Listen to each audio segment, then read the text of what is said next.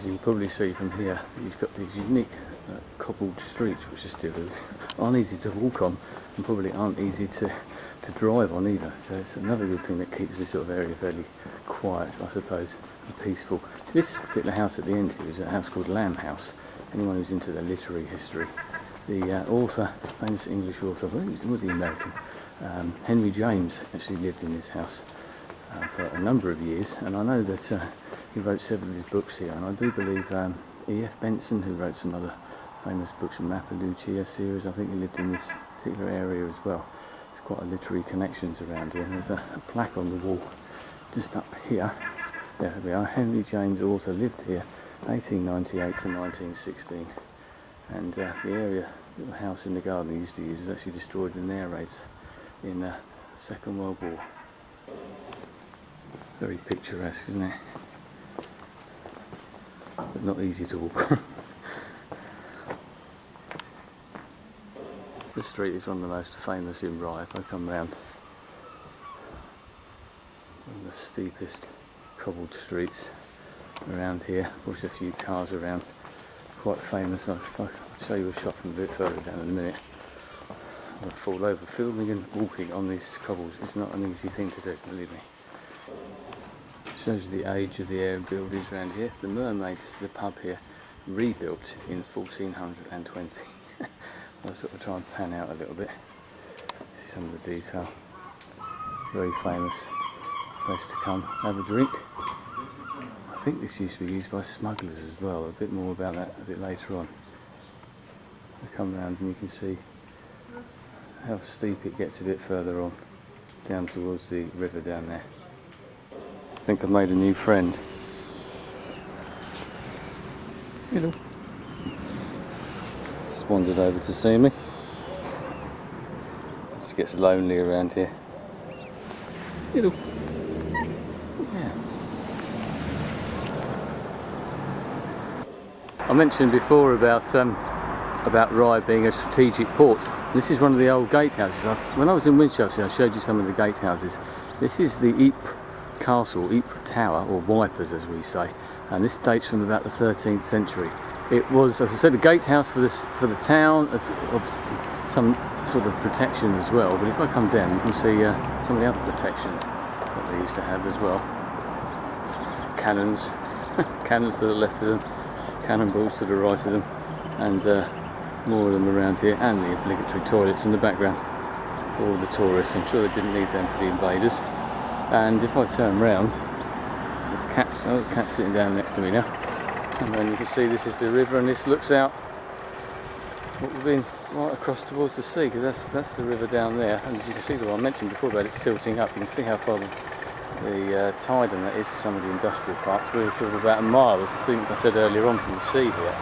So you can see how the coastline has changed right the way along here because of the silting up, because of storms, etc. that happened hundreds and hundreds of years ago, which is why these places like Winchelsea and here became isolated. I'm thinking about going to a place called Camber Castle, which isn't that far away from here, and that's another very good example, which I'll tell you about in a minute. My little friend has decided to have a rest. Hello. Hello. That's very interesting. I mentioned before about the Cinque Ports and the formation of the Cinque Ports. I've got a bit of information, I might have to read it. It was actually started, I think, the idea was to create these ports, as I said, so because they were open to attack nearest to the French border as well, only sort of 20 odd miles away from where I'm sitting now. Or maybe a bit more now because of the way that the topography or whatever has changed. But to maintain ships, that was the idea, and I got the actual original. I'll read it in the sort of converted English rather than the old medieval English, the actual charter itself. And it says it allows exemption from tax and tolls, self-government, permission to levy tolls, punish those who shed blood or flee justice, punish minor offences, detain and execute criminals both inside and outside of the port's jurisdiction, and punish breaches of the peace, and possession of lost goods that remain unclaimed after a year, goods thrown overboard, and floating wreckage, which is great. And so they had to have this, I suppose, because it enabled the Crown at the time to get ships together in times of any sort of imminent invasion or something like that, but it also opened the gates for other things. And they think that what happened after that was that smuggling started in this particular area, and this is a very popular area for smuggling. Something I might well talk about in another video at another time, but I might have showed you the Mermaid Inn a bit earlier on, and there was a particular gang called the Hawkhurst gang which is just inland, a few 10 miles maybe inland from here. Very infamous smuggling gang, and they used to congregate in the Mermaid Inn. I've been over to a place called Alfriston near the South Downs, and that's another very big area, because once again there's a river, there's a small port, people could get all the drugs, well, the drugs or whatever it was that they was, mainly brandy I think, possibly opium and things that I don't know, but all these goods that were coming in free of charge, tobacco certainly, and creating a sort of a complete undercurrent. We've got different types of smuggling now, maybe drugs rather than the alcohol etc. that we had and tobacco that we had in the past, and once again a sort of a criminal undercurrent that came out of these relaxing of laws in certain areas. You know, people are very ingenious. They will always bend the laws to how they want. So smuggling, yes, certainly. Probably still some of it goes on around here as well, still today. Well, we live by the coast, that's what you expect, isn't it? Oh well, you can see this, but this is an old water tower in the grounds of the St Mary's Church here. You can probably still hear some of the noise going on. I presume that's something to do with it. I believe it still really is. You can see how it comes down, but it's got some records here. Well, you can see them.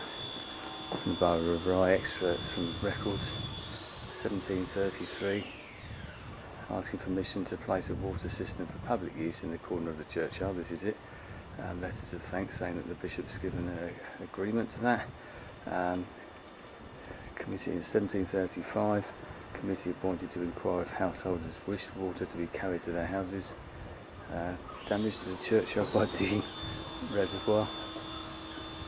Exact date of the finishing of the tower is not recorded, but seems to have been in 1735. So all more cons back here in sort of medieval Rye. Well, this is part of the river. I said this isn't the River Rother. I think this might be the Tillingham, I'm not sure. As you can see, it's not particularly navigable. Well, certainly not at this time. People do berth their boats along here.